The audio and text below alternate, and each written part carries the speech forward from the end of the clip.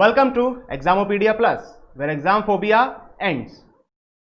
एक हफ्ते पहले हमने एक शुरुआत करी थी 50 क्वेश्चन फॉर पजल। ये सीरीज अभी चल रही है, 10 क्वेश्चन इसमें हम कंप्लीट कर चुके हैं। जिन्होंने भी ये क्वेश्चंस नहीं देखे हैं, अभी नहीं इनकी वीडियोस देख पाए हैं, आई बटन पे सारी वीडियोस हैं, प्लस डिस्क्रिप्शन में सारे लिंक दिए गए हैं, वहां से भी आप देख सकते हो। वीडियो के एंड में सब कुछ आपको स्क्रीन पे भी दिखा दिया जाएगा, वहां से भी देख सकते हो।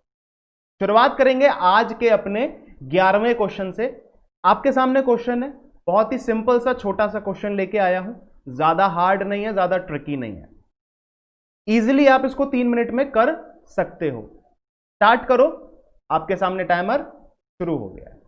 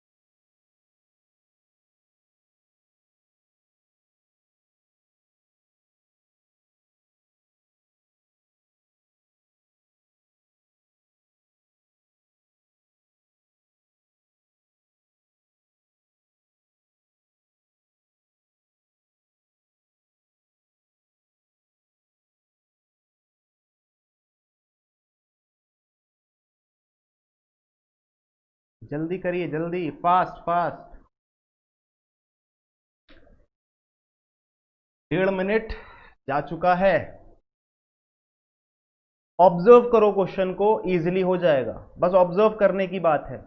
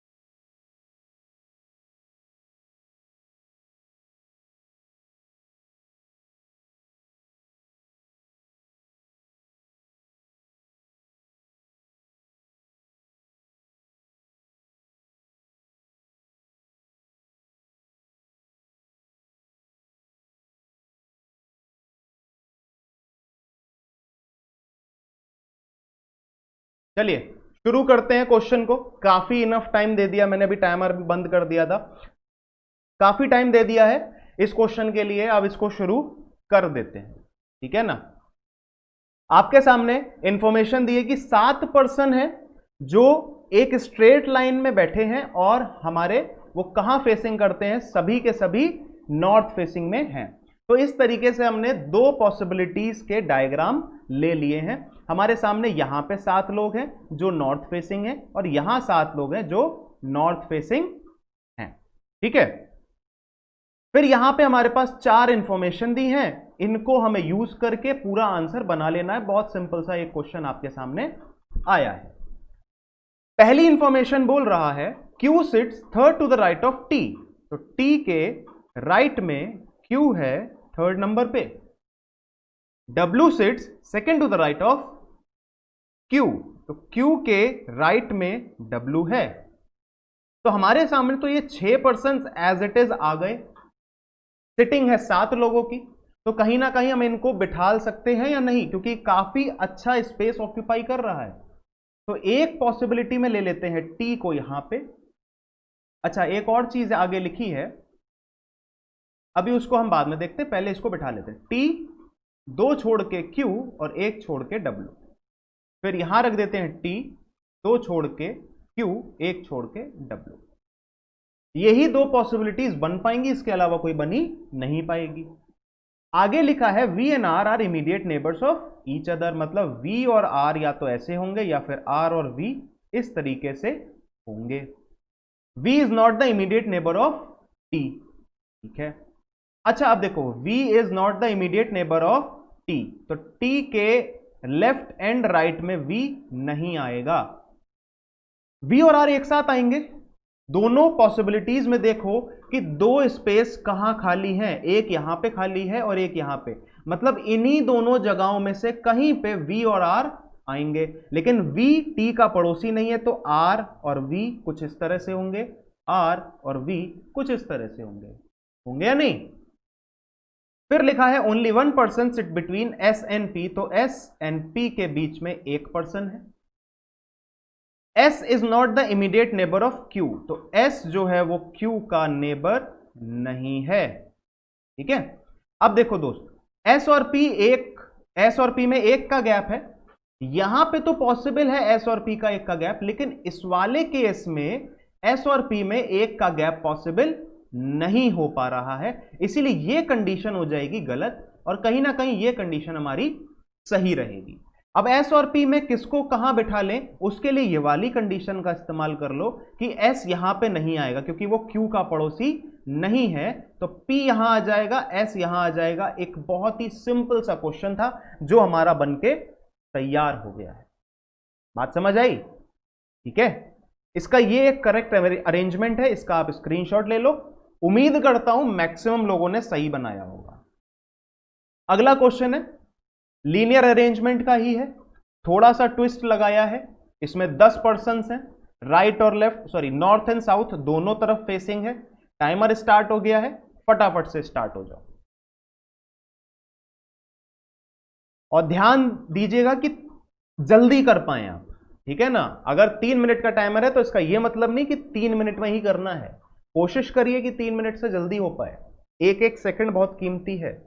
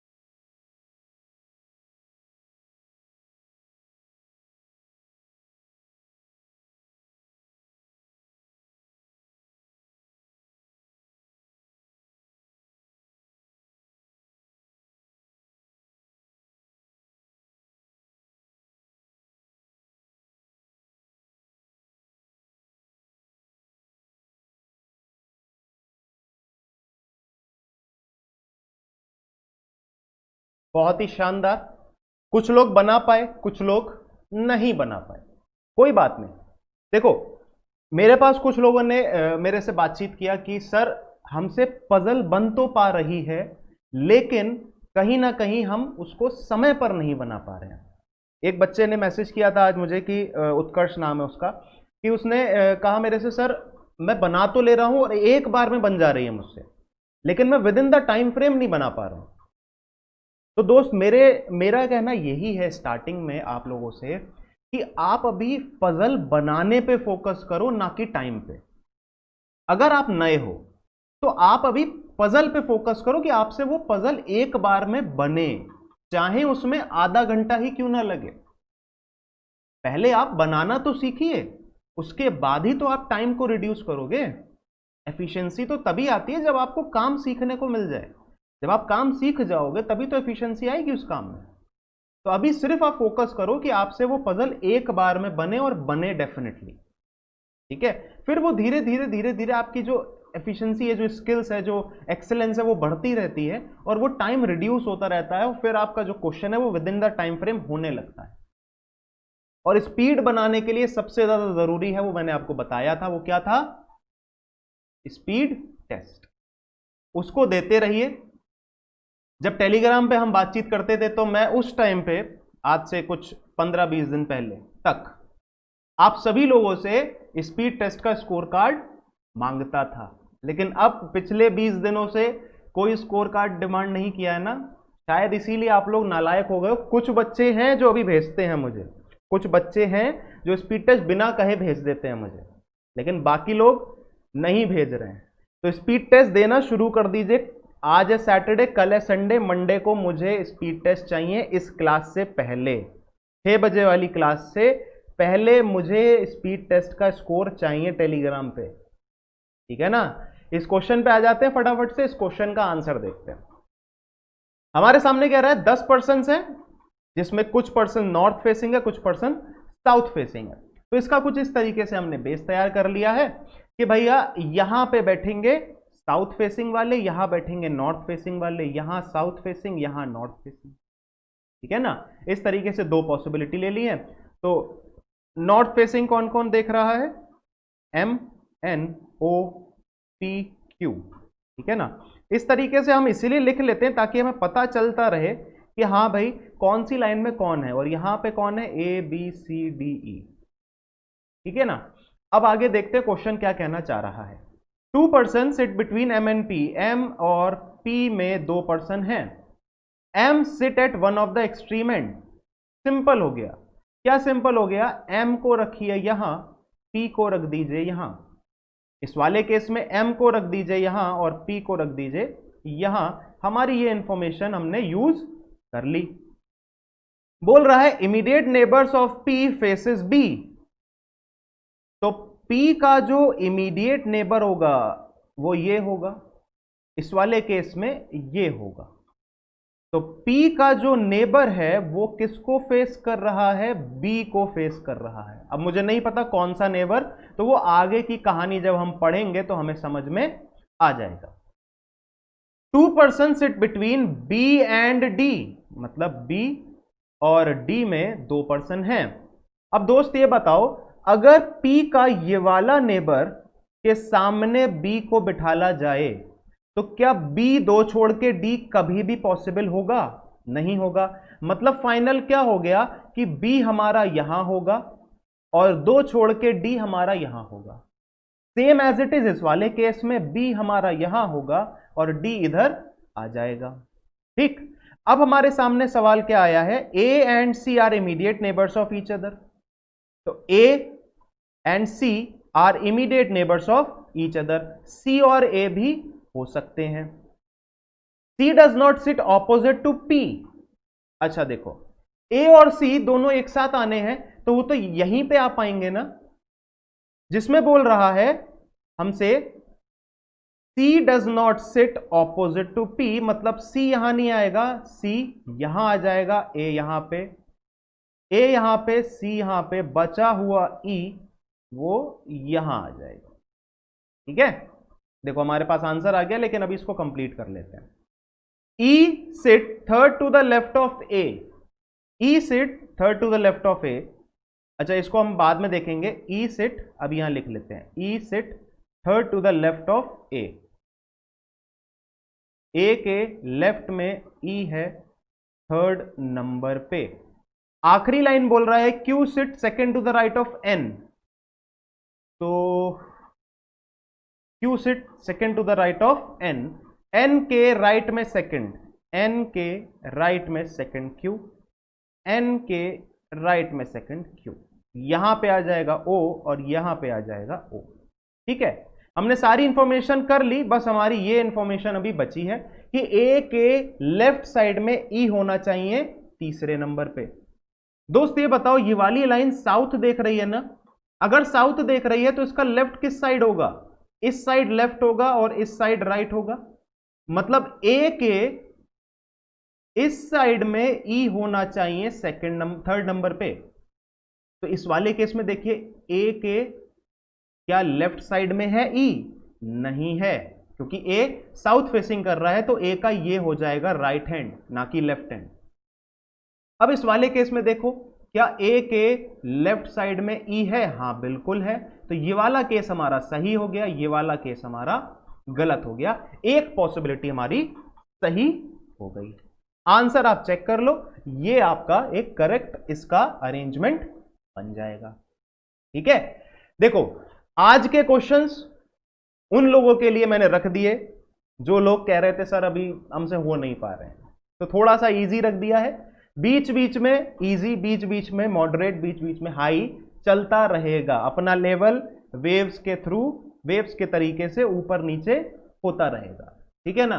देखो मैंने ये चीज ऑब्जर्व करी है और एक्सपीरियंस भी किया है कि जब आप कठिन कठिन क्वेश्चन लगाने लगते हो ना, तब आपका जो एसबीआई क्लर्क, आरआरबी क्लर्क और आईबीपीएस क्लर्क, ये पेपर निकलने में आपको दिक्कत होती है.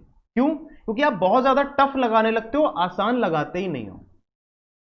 तो आसान क्वेश्चन लगाने का एक अपना अलग तरीका होता है. लेकिन हम टफ क्वेश्चन लगाने लगते हैं तो अप्रोच हमारी वैसी बन जाती है, स्पीड थोड़ी कम हो जाती है. टफ क्वेश्चन लगाने में स्पीड कम होती है ना, आसान लगाने में फास्ट होती है. तो कहीं ना कहीं क्लर्क लेवल के एग्जाम हमें निकलने में तकलीफ देते हैं. तो हर लेवल का क्वेश्चन करना बहुत जरूरी होता है. ठीक है, चलो कल हम एक और सीरीज, कल नहीं मंडे को हम एक और सीरीज लेके आएंगे पजल की, प्लस मिसलेनियस की सारी वीडियोस आपको ऊपर दिखाई दे रही होंगी. मिसलेनियस की पूरी प्लेलिस्ट आपको इस वीडियो में अटैच कर दी गई है स्क्रीन पे. आप उस पर क्लिक करके सारी वीडियोस देख लीजिए, रिवाइज कर लीजिए. सीपीओ का नोटिफिकेशन आ गया, उसकी वीडियो भी ऊपर दिखाई दे रही होगी, प्लस हमारी पजल की प्रीवियस वीडियो भी ऊपर दिखाई दे रही होगी. सब्सक्राइब का बटन भी बीच में दिख रहा है ना गोल गोल, उसको भी कर दो क्लिक. किस बात का शर्माना है? हाँ चलो मिलेंगे अगली वीडियो में. तब तक के लिए स्टे सेफ, स्टे हेल्दी.